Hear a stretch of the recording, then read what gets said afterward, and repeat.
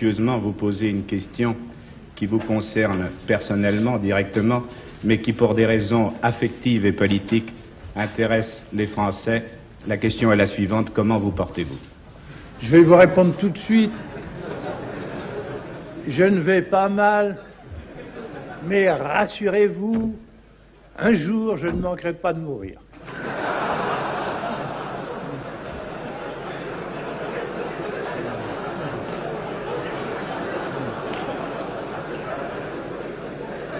Permettez-moi de compléter la question de notre confrère. Qu'est-ce que vous considérez, dans la conjoncture internationale actuelle, comme les meilleurs chemins pour arriver à la réunification de l'Allemagne? Quelles sont, de votre avis, les chances réelles pour résoudre ce problème d'une manière efficace et équitable?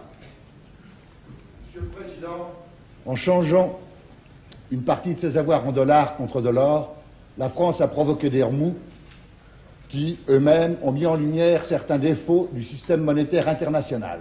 Êtes-vous partisan de réformer ce système? Et si oui, comment?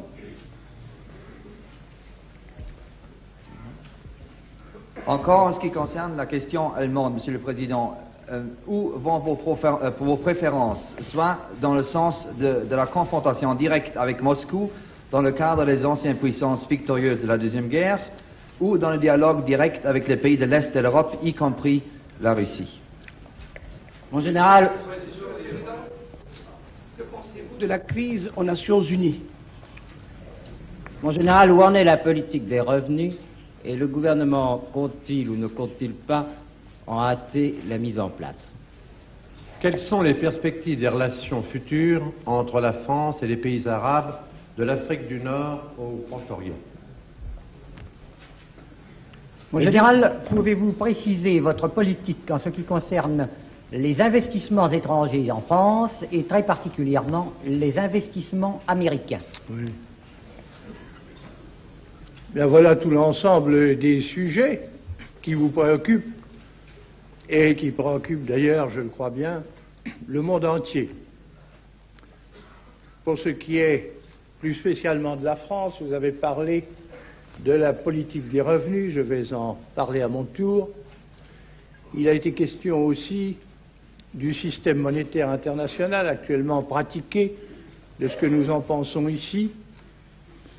Il a été posé plusieurs questions relatives à la situation du monde par rapport aux problèmes de l'Allemagne, et en particulier la politique de la France à cet égard. On a parlé également de la situation des Nations Unies. Je crois que je n'ai rien oublié. Ce sont bien les sujets qui, dans l'ensemble, sont proposés pour que nous les traitions. Alors, si vous voulez bien, je vais parler d'abord de la politique économique et sociale française, pour autant qu'on l'appelle aujourd'hui la politique des revenus.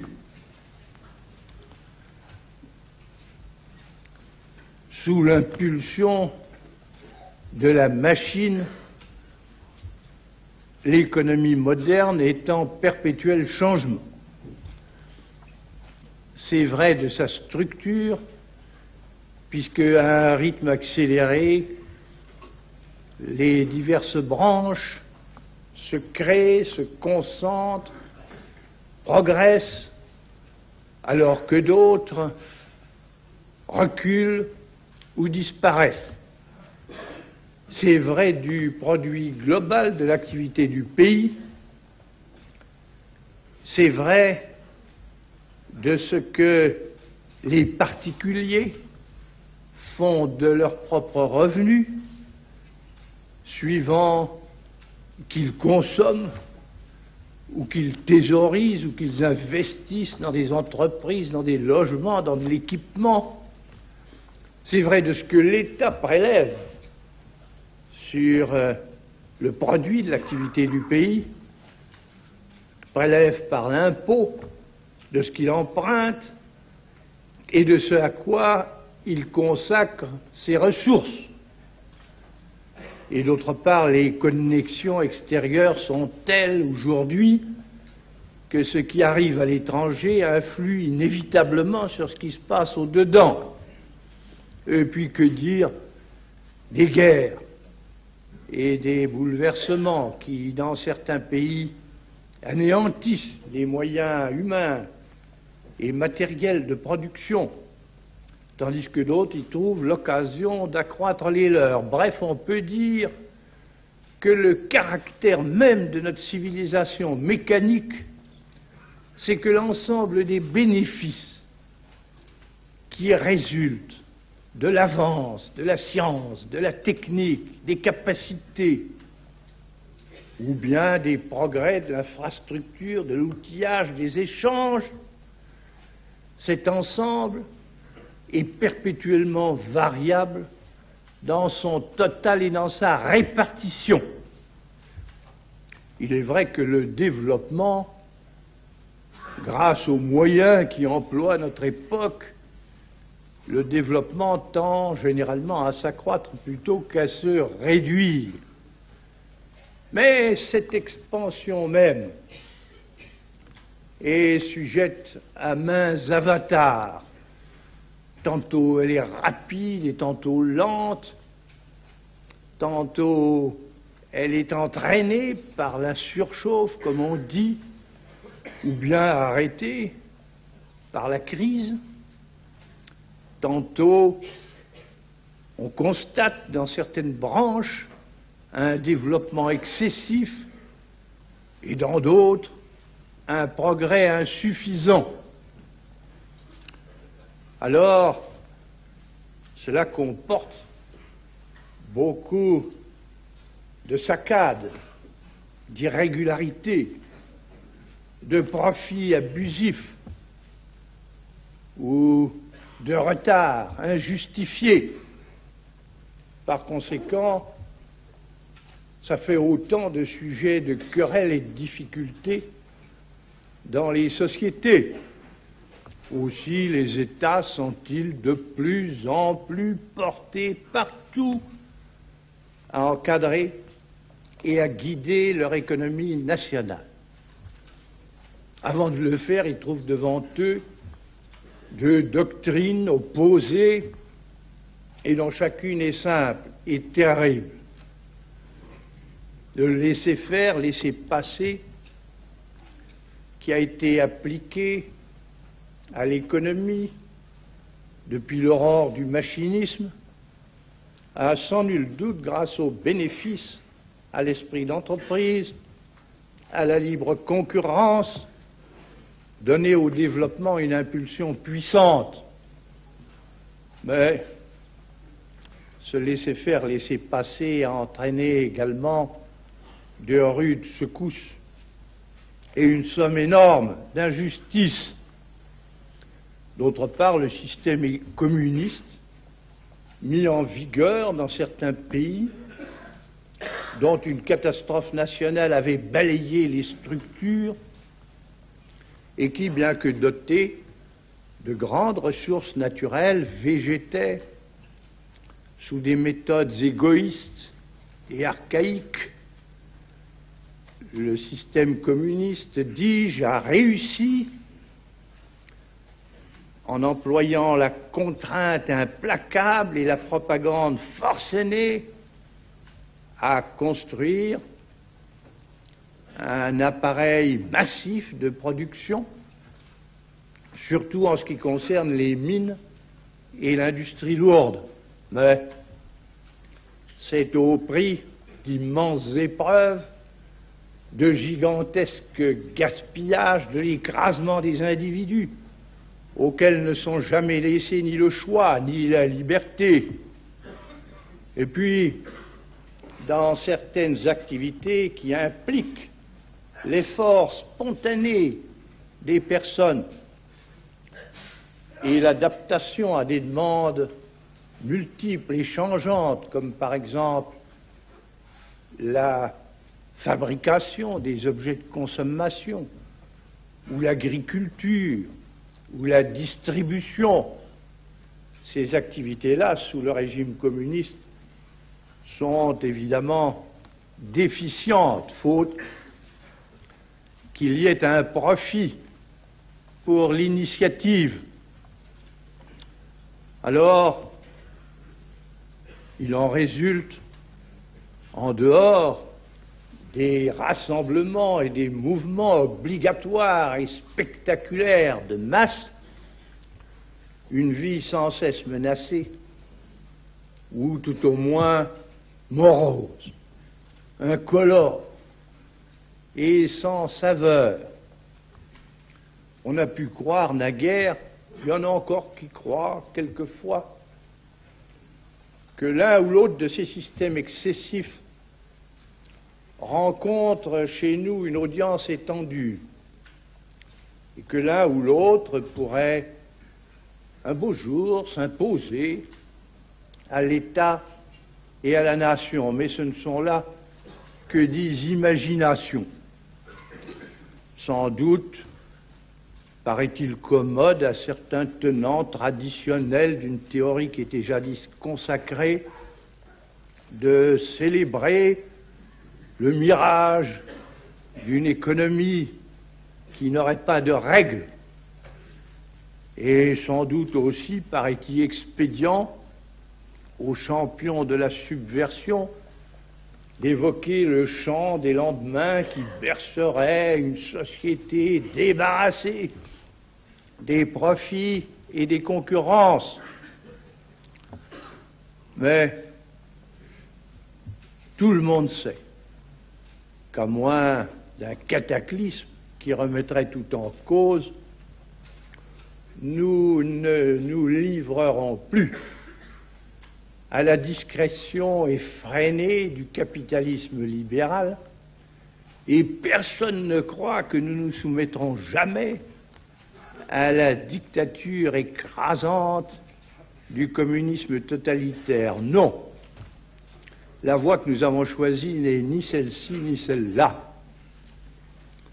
Nous avons choisi de conduire, oui, de conduire notre effort et notre progrès en vue du plus grand rendement, de la plus grande continuité, de la plus grande justice. Ça veut dire que tout en laissant grande ouverte la carrière à l'esprit d'entreprise individuel ou collectif qui comporte le risque par le gain ou par la perte, nous appliquons l'action publique à orienter notre économie pour l'avance de la nation dans tous les domaines et pour l'amélioration du sort des Français à mesure que s'accroît la richesse de la France.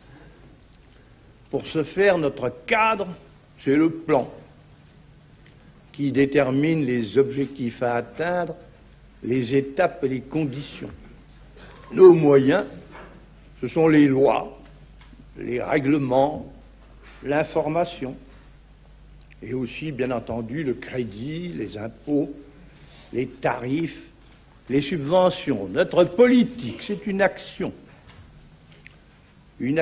qui adapte à mesure le revenu national aux besoins et aux progrès de la collectivité, de chacune de ses branches économiques et de chacune de ses catégories sociales. La politique des revenus. M. Jourdain faisait de la prose sans le savoir, et bien nous, il y a longtemps que sans le dire, nous faisons la politique des revenus. Nous la faisions déjà quand il y a plus d'un demi-siècle. Nous adoptions l'impôt général et progressif sur le revenu. Ou quand, lors de la Libération, nous instituions les assurances sociales, les allocations familiales, le salaire minimum garanti.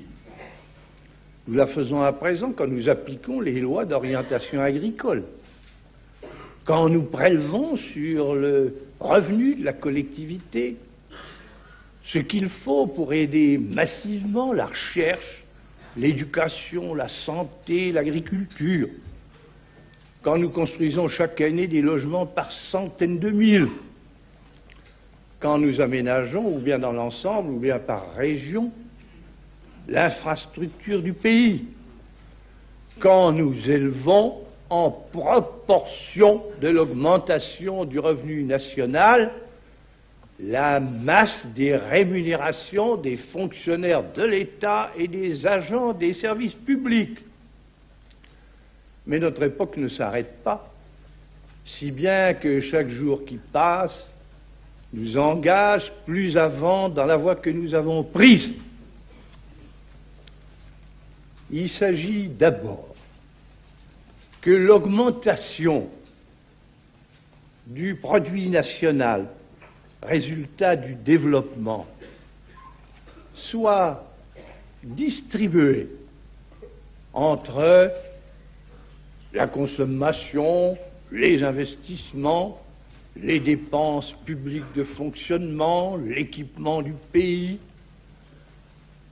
les prestations sociales, de telle façon, et j'oubliais, le règlement de nos dettes intérieures et extérieures et l'aide que nous fournissons en dehors, de telle façon que cette augmentation du revenu soit répartie entre les postes qui commandent ou bien la vie présente ou bien le progrès d'avenir de la France.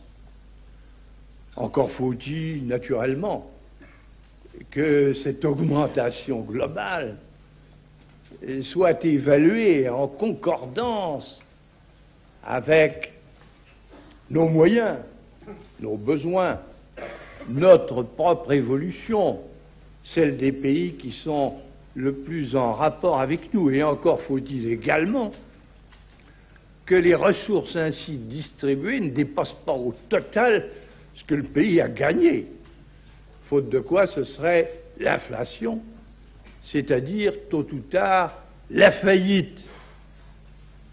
Mais cette programmation, comme on dit, qui se traduit par des pourcentages, il s'agit aussi qu'elle accentue sa portée sociale en s'appliquant au totaux des diverses sortes de revenus, les bénéfices industriels et commerciaux, les salaires et traitements, les gains des services, les revenus agricoles, les prestations sociales. Naturellement, la parité dans le progrès n'est pas possible, parce que les données relatives aux différents cas ne sont jamais identiques. Et cette parité-là n'est même pas souhaitable, parce qu'il serait désastreux de supprimer l'émulation. Mais ce qui importe, faute de déséquilibre, c'est que toutes les catégories avancent en même temps que l'ensemble, de manière que chacune ait sa part. On comprend très bien que cette politique puisse, à première vue, indisposer, ou bien divers milieux qui se concentrent sur leurs affaires, sur leurs intérêts, et qui se méfient par principe de l'intervention de la puissance publique dans la marche de l'économie, ou bien certains organismes professionnels habitués à concentrer leur action sur la revendication et qui redoutent à ce titre de voir leur rôle se réduire à mesure que la vie économique et sociale de la nation serait plus régulière, moins disparate et par conséquent plus équitable. Mais la politique des revenus est trop conforme au mouvement de notre époque pour n'être pas la chose de tous. Bien sûr, il n'appartient qu'au pouvoir de la République, gouvernement et Parlement, de décider de ce qu'elle est. Mais les avis et les débats à partir desquels elle doit être élaborée implique la coopération des éléments qui portent une responsabilité dans le domaine de la production, du travail ou de la technique.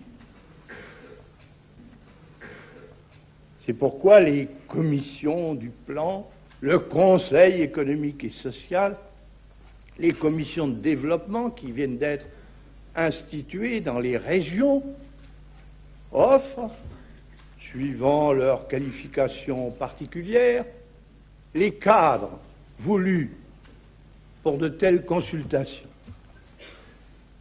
Vous le voyez, au milieu des grandes secousses qui se sont produites ou qui continuent d'avoir lieu d'un bout à l'autre du monde depuis que la machine repétrit nos sociétés,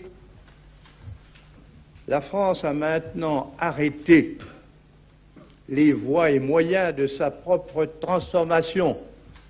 Nous savons bien qu'il nous reste beaucoup d'étapes à parcourir parce que le progrès n'a pas de limite. Mais on peut dire que chez nous, la révolution s'accomplit régulièrement, jour après jour, parce qu'elle est admise dans les esprits et qu'elle figure dans la loi. Le Premier ministre, le ministre des Finances et des Affaires économiques ont déjà à maintes reprises exposé ce que je viens de dire. Et le commissaire général au plan l'a développé dans ses rapports. Vous le savez tous.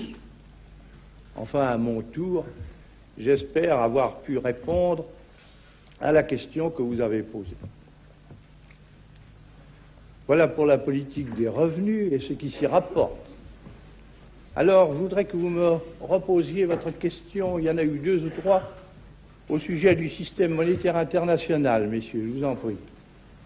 Monsieur le Président, en changeant une partie de ses avoirs en dollars contre de l'or, la France a provoqué des réactions qui elles-mêmes ont fait apparaître certains défauts du système monétaire international actuel.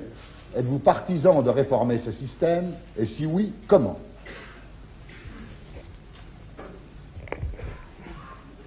Ma question, Monsieur le Président, s'enchaîne avec la précédente. Oui. Pouvez-vous préciser votre politique en ce qui concerne les investissements étrangers en France, Oui. et particulièrement les investissements américains?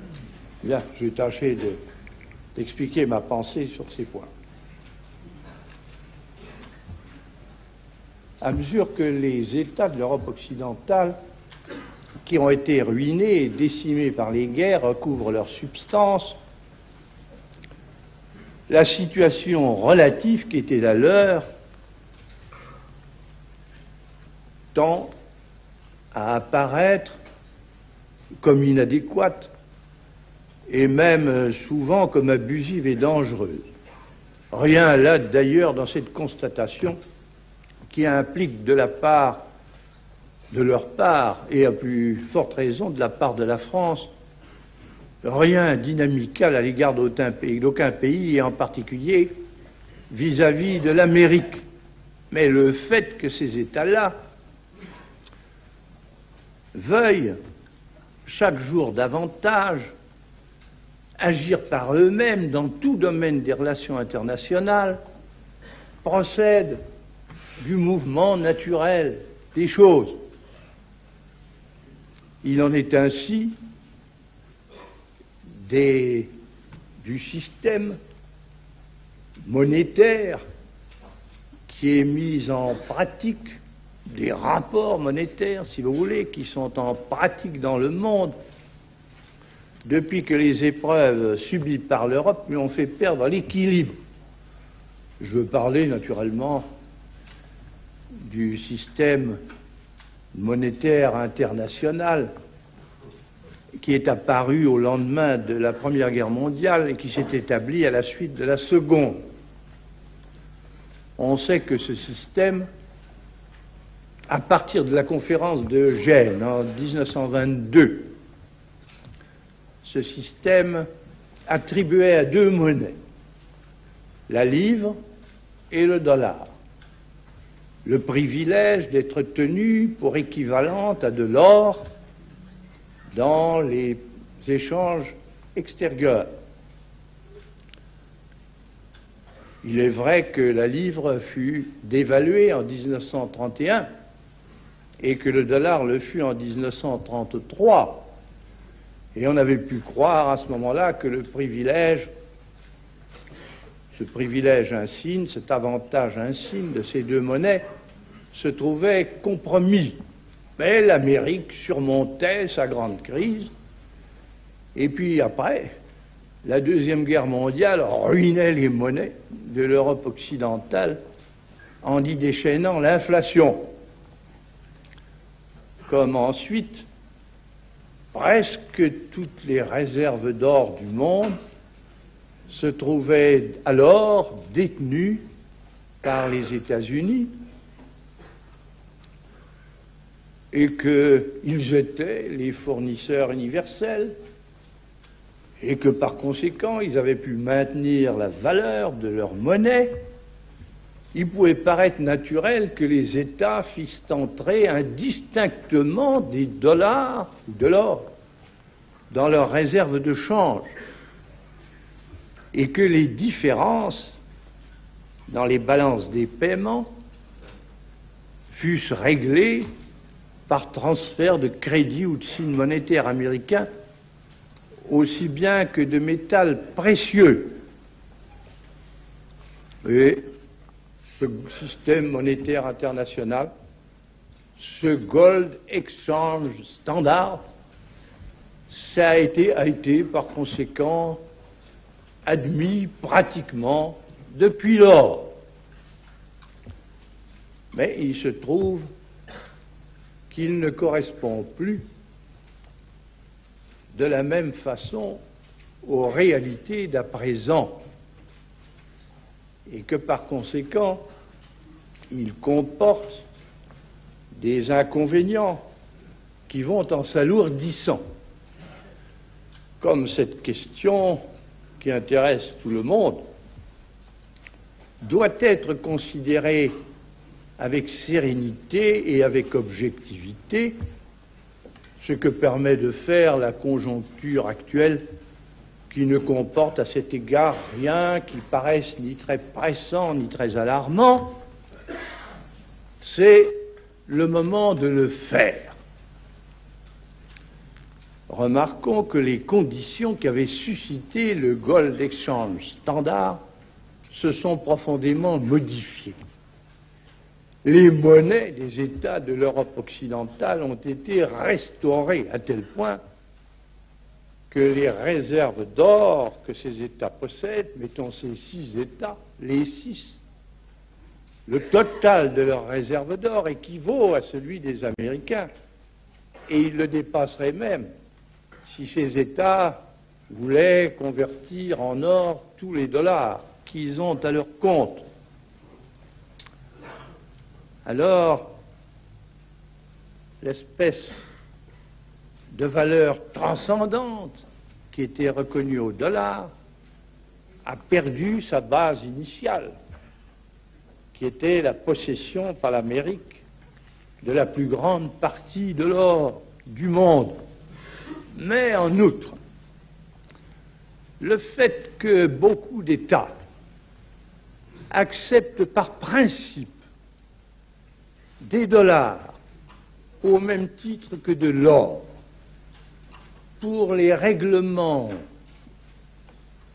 des différences qui existent à leur profit dans la balance des paiements américaine, ce fait entraîne les Américains à s'endetter et à s'endetter gratuitement vis-à-vis de l'étranger, car ce qu'ils lui doivent, ils le lui payent, tout au moins en partie, avec des dollars qu'il ne tient qu'à eux d'émettre, et non pas avec de l'or qui a une valeur réelle, qu'on ne possède que pour l'avoir gagné, et qu'on ne peut transférer à d'autres sans risque et sans sacrifice. Mais aussi, par là, cette sorte de facilité unilatérale qui est attribué à l'Amérique contribue à faire s'estomper l'idée que le dollar est un signe impartial et international des échanges, alors qu'il est un moyen de crédit approprié à un État. Évidemment, il y a d'autres conséquences à cette situation. Il y a en particulier le fait que les États-Unis, faute d'avoir à régler en or, tout au moins totalement, les différences négatives de leur paiement, contrairement à la pratique qui était naguère adoptée et en vertu de laquelle les États étaient amenés à prendre, et au besoin avec rigueur, le cas échéant, les mesures voulues pour établir leur équilibre, les États-Unis, dis-je, subissent d'année en année des balances déficitaires, non point certes que le total de leurs échanges commerciaux soit en leur défaveur, leurs exportations de matières dépassent leurs importations, mais c'est aussi le cas pour les dollars, dont les sorties dépassent toujours les entrées. Alors, il se crée en Amérique, par le moyen de ce qu'il faut bien appeler l'inflation, des capitaux qui, sous la forme de prêts en dollars accordés à des États ou à des particuliers, sont exportés au dehors.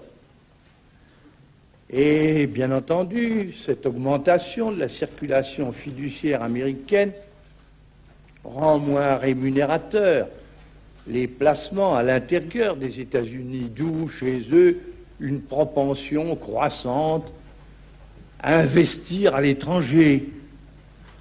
De là, il résulte pour certains pays une sorte d'expropriation de telles ou telles de leurs entreprises. Il faut bien dire que cette pratique a longtemps favorisé et favorise encore dans une certaine mesure l'aide multiple et considérable que l'Amérique prête à beaucoup de pays et dont nous avons nous-mêmes en d'autres temps largement bénéficié. Mais les circonstances ont changé. Et c'est pourquoi la France préconise que le système lui aussi soit changé, que cesse cette sorte de déséquilibre fondamental qui est désormais un fait. La France l'a préconisé, comme vous savez, à la conférence monétaire de Tokyo. Étant donné les conséquences que pourrait avoir une crise qui surviendrait dans un pareil domaine, nous pensons qu'il faut prendre à temps les moyens de l'éviter. Nous estimons nécessaire que les échanges internationaux soient établis, comme c'était le cas avant les grands malheurs du monde, sur une base monétaire indiscutable et qui ne porte la marque d'aucun pays en particulier.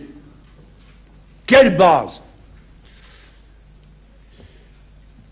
En vérité, on ne voit pas qu'il puisse y avoir réellement de critères, d'étalons autres que l'or.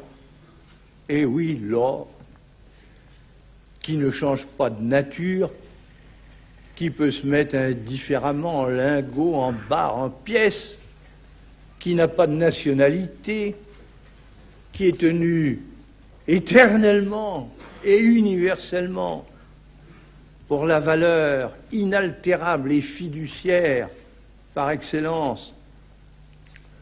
Du reste, quoique au milieu des immenses épreuves que nous avons tous traversées, quoi qu'on ait pu imaginer ou dire ou écrire ou faire, le fait est qu'aujourd'hui encore aucune monnaie ne vaut, sinon par relation directe ou indirecte, réelle ou supposée, avec l'or. Naturellement, on ne peut pas obliger aucun État à faire ce qu'il doit faire à l'intérieur de lui-même. Mais, dans les échanges internationaux, la loi suprême, la règle d'or, c'est bien le cas de le dire, qu'il faut remettre en honneur et en vigueur, c'est l'obligation d'équilibrer d'une zone monétaire à l'autre, par entrée et sortie effective de métals précieux, les balances des paiements qui résultent de leurs échanges. Certes, la fin sans rude secousse du Gold Exchange Standard et la restauration de l'étalon or ainsi que les mesures complémentaires et transitoires qui seront indispensables, en particulier l'organisation du crédit international sur cette base nouvelle, tout cela doit être examiné posément entre États, et en particulier entre ceux des États auxquels leur puissance économique et financière confère une responsabilité particulière. D'ailleurs, les cadres appropriés à ces études et à ces négociations existent déjà. Le Fonds monétaire international qui a été institué en vue d'assurer la solidarité des monnaies, de l'assurer autant que faire se peut. Le Fonds monétaire international est certainement un endroit très convenable pour de telles négociations. Le comité des 10, qui, comme vous savez, se trouve composé, indépendamment des États-Unis et de l'Angleterre, d'une part de la France, de l'Allemagne, de l'Italie, de la Belgique et des Pays-Bas, d'autre part du Japon, de la Suède et du Canada. Le comité des 10 préparerait les propositions nécessaires. Et enfin, il appartiendrait aux 6 États qui paraissent en voie de réaliser une communauté économique de l'Europe occidentale. Il leur appartiendrait d'élaborer entre eux et de faire valoir au dehors le système solide qui serait conforme au bon sens et qui répondrait à la puissance économique et financière renaissante de notre ancien continent. La France, pour sa part, est prête à contribuer activement à cette grande réforme qui s'impose dans l'intérêt du monde entier. Monsieur, vous m'avez demandé quelque chose sur les Nations Unies. Car oui, on m'a demandé des nouvelles de ma santé, on me demande aussi de celles des... Oui, Monsieur le Président, la crise des Nations Unies ayant pris une telle acuité, je voulais vous demander quelle est votre opinion sur cette crise et quelles mesures vous préconiseriez pour la résoudre. Je m'en vais remonter assez loin, parce que l'idée des Nations Unies est une idée ancienne. Naturellement, elle est sortie de la guerre, parce que la guerre enfante tout, comme disaient les Grecs de l'Antiquité. Et c'est de la Première Guerre mondiale qu'était sortie la Société des Nations, que la France, l'Angleterre, les États-Unis aussi, et leurs alliés avaient décidé d'instituer de manière à tâcher, grâce à la coopération des pays pacifiques a empêché plutôt le retour des malheurs qui avaient déchiré le monde. Par la suite, l'Amérique avait décidé de s'abstenir d'en faire partie.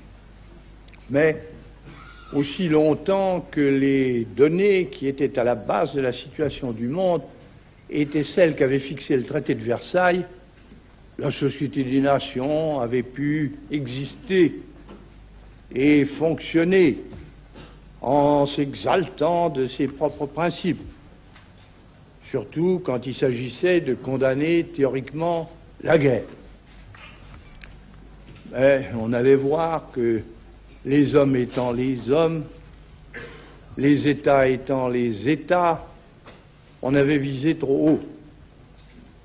À mesure que le Japon impérialiste, que l'Allemagne nazie, que l'Italie fasciste s'en prenaient à l'ordre établi, et qu'il s'agissait non plus seulement de parler, mais d'agir à leur encontre, la Société des Nations manifestait son impuissance de la réunion de tant de calculs, de réserves, de craintes, d'intérêts divers, ne pouvait en effet sortir l'action, c'est-à-dire la détermination, l'engagement, le risque.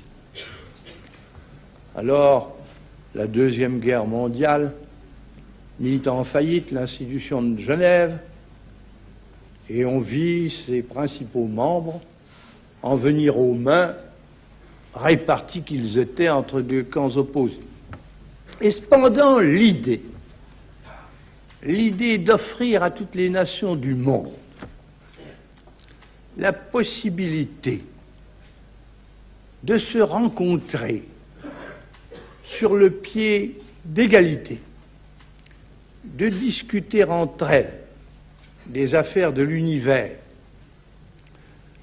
de formuler à leur sujet le sentiment moyen des peuples, de concentrer les informations relatives à la situation matérielle, sociale, morale de beaucoup de pays et de mettre en vigueur les concours qui leur sont utiles ou nécessaires pour leur développement. Cette idée-là réapparaissait avant même que les canons se soient tus avec Roosevelt, Churchill, Staline, Chiang Kai-shek. J'ai eu l'honneur d'arrêter le projet de charte qui devait être adopté à San Francisco par 51 États. On sait qu'en vertu de cette constitution, les Nations Unies comprenaient un conseil chargé de veiller à la sécurité générale et même d'engager au besoin les moyens propres à la faire respecter, et aussi une assemblée dont les délibérations se traduiraient par des recommandations, le droit d'agir étant réservé au Conseil. Celui-ci, parmi ses 11 membres, devait comprendre les 5 puissances victorieuses, chacune ayant droit de veto. Un Conseil économique et social, une Cour de justice ajoutait à ces 2 grandes instances, et un secrétaire général avait mission de faire fonctionner pratiquement l'organisation. Enfin, la charte prévoyait que l'Organisation des Nations Unies ne devrait pas intervenir dans les affaires intérieures d'un État. Cette charte était raisonnable. Au sein de l'Assemblée, elle rendait normale et permanente la réunion de presque tous les États du monde en un espèce de forum d'où pourrait se dégager une opinion internationale et qui en même temps conférait à chacun de ses membres, et notamment à ceux qui venaient d'accéder à la souveraineté, à l'indépendance, leur conférait en vertu de l'égalité qui régnait entre eux une dignité hautement reconnue. Et alors au sein du Conseil pouvaient se rencontrer et même peut-être collaborer au maintien de la paix cinq puissances auxquelles leur politique, leur économie, leurs armes et leur influence attribuaient une responsabilité mondiale. Ces dispositions étaient, à mon sens, conformes à la prudence. Naturellement, il n'en sortait pas un gouvernement ni un parlement du monde, car ce gouvernement et ce parlement du monde ne sauraient à notre siècle exister que dans des rêves. Mais étant donné les réalités, et avant tout la rivalité engagée entre les États-Unis et la Russie soviétique par toute la Terre, au milieu d'un nombre de plus en plus élevé d'États, cette charte, sans prétendre imposer ce qui ne pouvait pas l'être, ménageait aux Nations Unies l'équilibre et l'impartialité. On sait ce qui est arrivé sous la pression d'événements qui étaient survenus en Corée, à Suez, en Hongrie, et aussi de l'abus modéré fait par les soviets de leur droit de veto. Les Nations Unies se sont laissées aller à dépasser leur nature et leurs possibilités. Elles sont sorties de leur charte,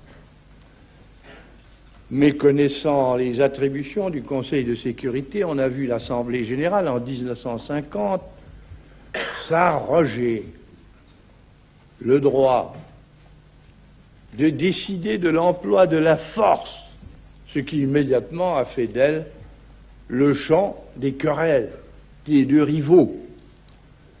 À la faveur du trouble ainsi créé, le secrétaire général d'alors fut amené à s'ériger en une autorité supérieure et excessive, poursuivant dans la voie des abus l'organisation, plus exactement l'Assemblée générale, prit sur elle d'intervenir dans la situation intérieure du Congo, d'y expédier des contingents militaires qui étaient fournis par des États souvent intéressés, quel État ne l'est pas, et aussi des missions politiques, économiques, administratives, qui répondaient en fait à l'intention d'une grande puissance. Évidemment, dans cette série d'atteintes à sa propre légalité, l'Organisation des Nations Unies a subi une profonde transformation qui lui fait perdre, il faut bien le reconnaître, son unité, son prestige et ses possibilités de fonctionnement, d'où la crise dans laquelle elle est plongée. Je vous dirais franchement qu'à mon sens, c'est en revenant à la prudence et à la charte que les Nations Unies peuvent retrouver leur équilibre. Au point où en sont les choses, il faut évidemment que Washington, Moscou, Londres, Pékin et Paris s'entendent pour revenir au point de départ, comme ils se sont naguère entendus pour fonder les Nations Unies. La France, pour sa part, est toute prête à aider à un tel accord, et il lui semble que Genève serait le lieu le plus approprié pour une telle négociation entre les cinq. Et du reste, ce serait aussi le lieu approprié pour telle ou telle autre négociation auxquels vous pensez. La France souhaite en effet ardemment qu'on puisse sauver cette institution dans laquelle le monde a mis tant d'espoir pour aider à la solidarité de tous les hommes sur la terre. Voilà ce que je pense de la crise actuelle des Nations Unies. On m'a posé plusieurs questions sur l'Europe, et en particulier par rapport à l'Europe, le problème allemand, la réunification de l'Allemagne. Je voudrais qu'on veuille bien me les répéter. Dans la conjoncture internationale, comme la meilleure solution, le meilleur chemin pour arriver à la réunification de l'Allemagne? Et quelles sont, de votre avis, les chances réelles pour résoudre ce problème d'une manière efficace et équitable? Comment envisagez-vous pour 1965 les rapports de la France avec l'Union soviétique, notamment sous l'angle du problème de la réunification de l'Allemagne? Et comment envisagez-vous également les rapports de la France avec les pays communistes de tendances diverses d'Europe et d'Asie? Vous savez que dans les entretiens que j'ai eu l'honneur et la satisfaction d'avoir il y a 15 jours à Rambouillet avec M. le chancelier Erhard, et qui nous ont permis d'ailleurs d'établir entre nous un contact marqué par une confiante amitié, dans ces entretiens, on a naturellement considéré le problème de l'Allemagne. Je ne vous dirai pas ce qui a été implicitement avancé de part et d'autre dans ces conversations sur ce sujet capital. Mais je puis indiquer quelles sont dans leur ensemble les vues de la France, pour autant qu'elles n'aient pas déjà été exposées.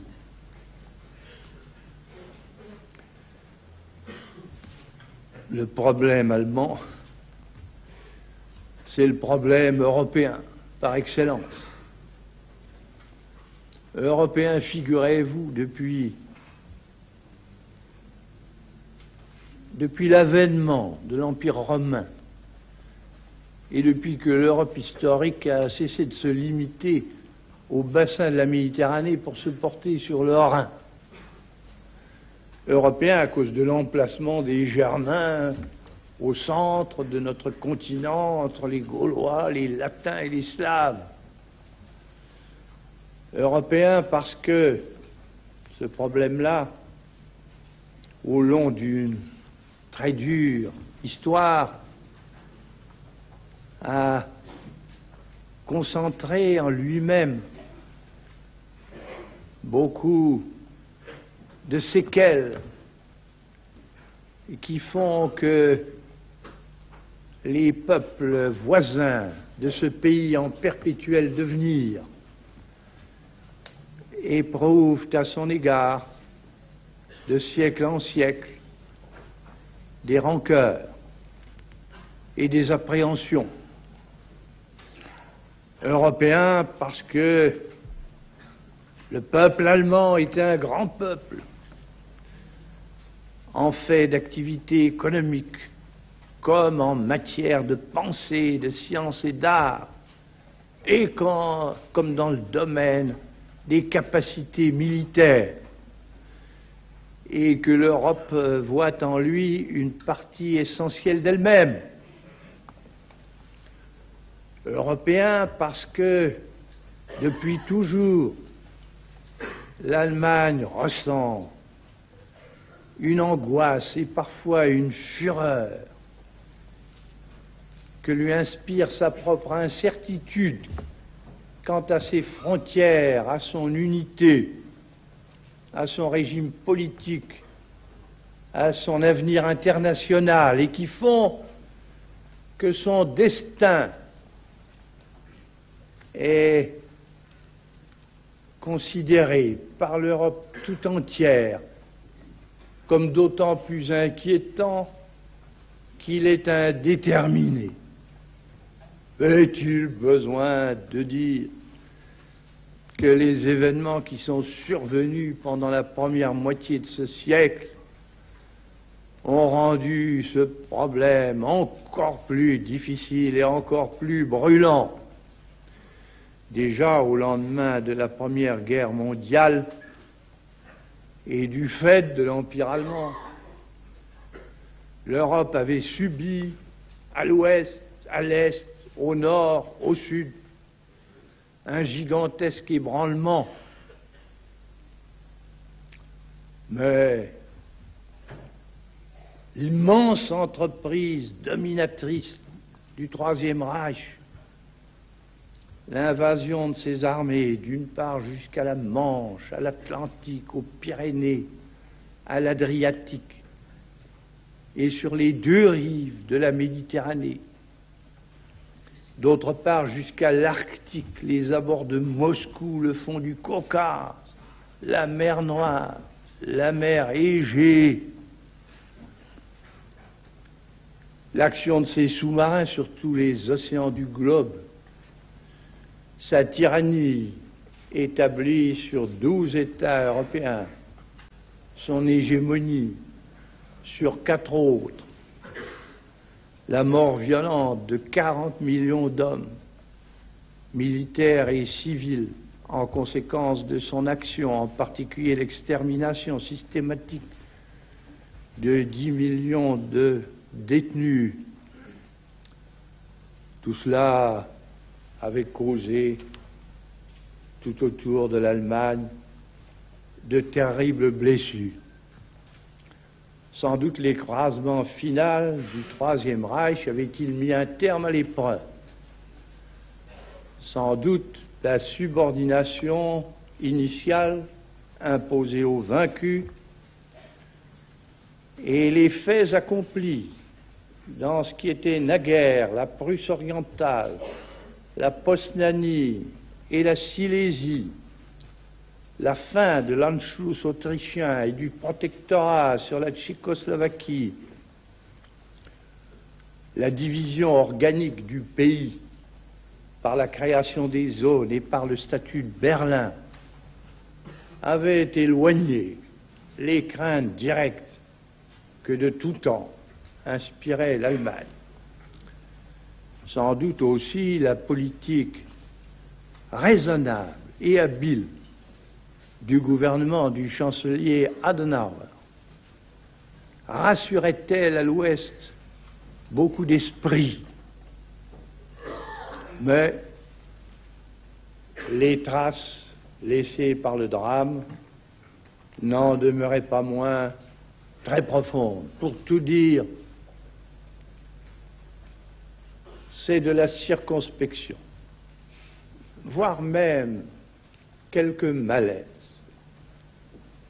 qu'inspirait souvent à l'opinion de l'Europe occidentale l'expansion économique, le redressement militaire et la renaissance politique de la République fédérale, tandis que les régimes soviétisés de l'Est utilisaient la méfiance instinctive des populations à l'égard des Germaniques pour justifier la guerre froide contre le monde libre soi-disant entraîné par les revanchards allemands. Ainsi, le problème est de nouveau posé dans l'histoire. Pour la France, tout se ramène à 3 questions, d'ailleurs étroitement liées. Faire en sorte que l'Allemagne devienne un élément certain de la paix et du progrès. Sous cette condition, aider à sa réunification, prendre la voie et choisir le cadre qui permettrait de l'accomplir.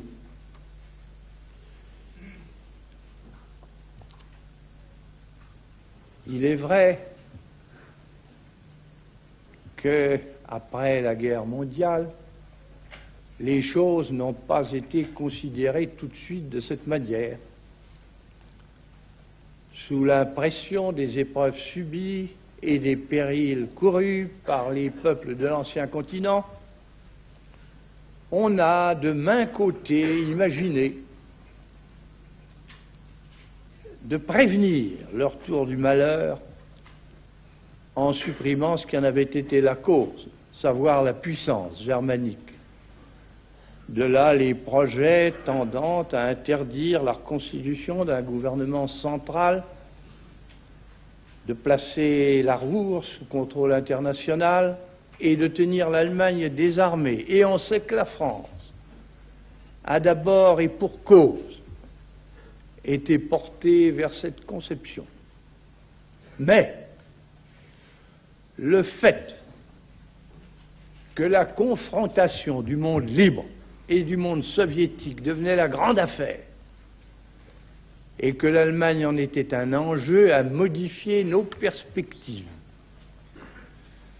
D'ailleurs, au fond de leur malheur, nos voisins allemands, ne nous semblant plus menaçants, beaucoup ressentaient à leur égard, et en dépit de tout, l'attrait élémentaire que mérite leur qualité, et enfin et par-dessus tout, l'union de l'Europe, qui est une condition indispensable de son indépendance et de son développement, exigeait la réconciliation et la coopération de l'Allemagne et de la France.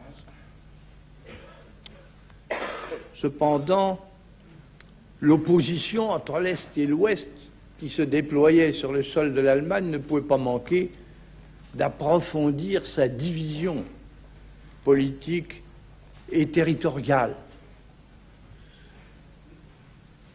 Il est vrai que les soviets, ayant imposé par la force dans leur zone un régime de leur façon, donnaient à croire qu'un jour l'Allemagne pourrait être réunie sous un système du même genre. Mais l'Alliance atlantique,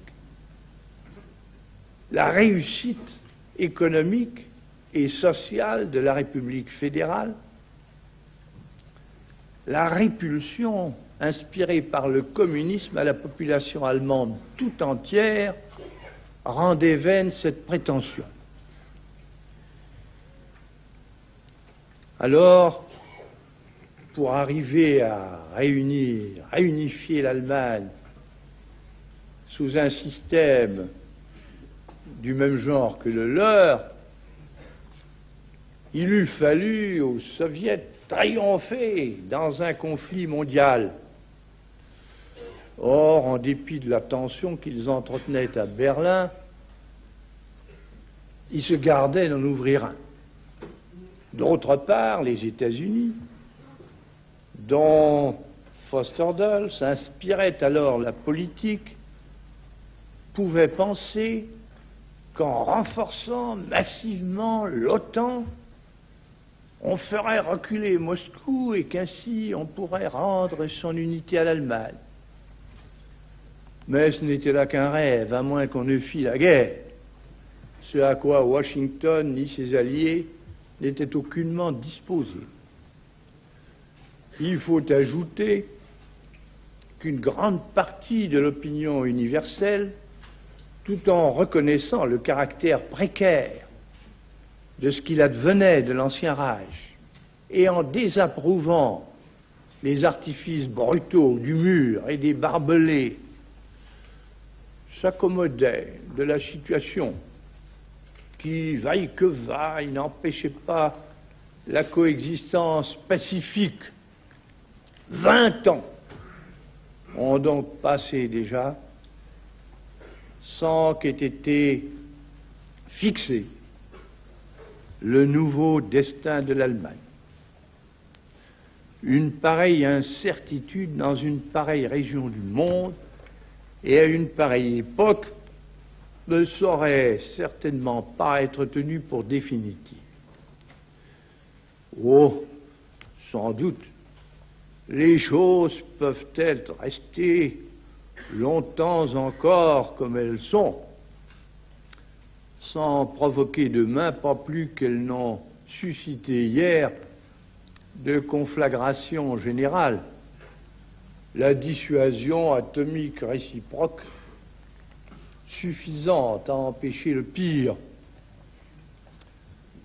Mais il est certain que la paix réelle entre l'Est et l'Ouest, et a fortiori des rapports féconds, ne saurait s'établir tant que durent les anomalies allemandes, les incertitudes qu'elles suscitent et les souffrances qu'elles entraînent. Et il est vrai aussi que, faute qu'on se batte pour que l'un ou l'autre impose ses solutions, et sans nier qu'il puisse y avoir intérêt à poser sans cesse la question devant la conscience des nations, on ne résoudra pas le problème par la confrontation directe des idéologies et des forces des deux camps qui s'opposent dans l'univers. En vérité, c'est seulement par l'entente et par l'action conjuguée des peuples qui ont été de tout temps, qui sont aujourd'hui, qui resteront principalement intéressés au sort de leurs voisins germaniques, c'est-à-dire les peuples européens, que peut être trouvée la solution d'une question qui est essentiellement européenne, que ces peuples-là envisagent un jour d'examiner ensemble et puis de régler en commun et enfin de garantir conjointement ce qui doit être fait. Voilà la seule voie qui puisse permettre, et voilà le seul lien qui puisse maintenir une Europe en état d'équilibre, de paix et de coopération d'un bout à l'autre du territoire que lui attribue la nature. Assurément, la réussite d'une entreprise aussi vaste implique beaucoup de conditions. Il s'agit que la Russie évolue suffisamment pour voir son avenir, non plus dans la contrainte totalitaire imposée chez elle-même et chez les autres, mais bien dans le progrès accompli en commun par des hommes et par des peuples libres. Il s'agit que les nations dont elle a fait ses satellites recouvrent la possibilité d'agir par elles-mêmes dans une Europe renouvelée. Il s'agit qu'ils soient reconnus partout, et d'abord par l'Allemagne, que tout règlement dont elle serait l'objet impliquerait nécessairement celui de ses frontières et celui de ses armements par accord avec tous ses voisins, ceux de l'Est et ceux de l'Ouest. Il s'agit que les 6 États qui sont en train, espérons-le, de mettre sur pied la communauté économique de l'Europe occidentale, que ces 6 États parviennent à s'organiser dans le domaine de la politique et dans le domaine de la défense, de façon que devienne possible un équilibre de notre continent. Évidemment, tout cela, ce sont des conditions très complexes et ce sont des délais très longs, car en définitive, on ne peut aboutir, si l'on veut réussir, on doit aboutir, si l'on veut réussir, à une Europe qui se trouve dans la concorde, et dans la coopération depuis l'Atlantique jusqu'à l'Oural, en vue de développer ces immenses ressources et de jouer, elle qui est la mère de la civilisation moderne, de jouer conjointement avec l'Amérique, sa fille, le rôle qui lui revient dans le progrès de 2 milliards d'hommes qui en ont absolument besoin. Quelle part pourrait prendre l'Allemagne dans l'ambition mondiale de notre ancien continent ainsi rajeuni? Encore une fois, il y faut des conditions très complexes, des délais très longs, mais quoi? Le problème de l'Allemagne est si vaste qu'il a nécessairement de grandes dimensions et qu'il implique de grandes conséquences. En tout cas, la France, pour sa part, croit qu'il ne pourra pas être résolu autrement que par l'Europe elle-même, parce qu'il est à la dimension de l'Europe tout entière. Et la France, pour sa part, a à terme, sur ce continent, cet objectif-là, comme objectif essentiel de sa politique. J'espère vous avoir répondu. Je crois avoir épuisé vos questions, messieurs, mesdames. Il n'en apparaît aucune autre. Du Nord au Moyen-Orient. C'est une affaire qui est en évolution. Pour ce qui est de l'Afrique du Nord, en évolution favorable. Très favorable. Pour ce qui est de l'Orient, une évolution qui ouvre des perspectives fructueuses et, je le crois, intéressantes. Mesdames, Messieurs, je vous remercie de votre attention. Vos impressions sur votre voyage à Londres, sur les relations franco-anglaises? Je voudrais dire un mot, quoiqu'on ne m'ait pas posé la question, simplement pour exprimer combien j'ai été satisfait du contact que j'ai pu avoir avec le Premier ministre britannique dans ma visite à Londres, où j'ai été rendre hommage au grand Churchill. Évidemment, on s'est aperçu dans ce contact qu'il n'y avait pas de montagne entre l'Angleterre et la France, il y a seulement un canal, et encore avec un tunnel, on pourrait, je crois, les rapprocher beaucoup. Probablement, tous les problèmes qui sont communs à nos deux grands pays pourront-ils être traités plus explicitement avec moi-même, avec le Premier ministre, avec les ministres français, quand le Premier ministre britannique viendra à Paris, ce que nous espérons bien. Je vous remercie de votre attention.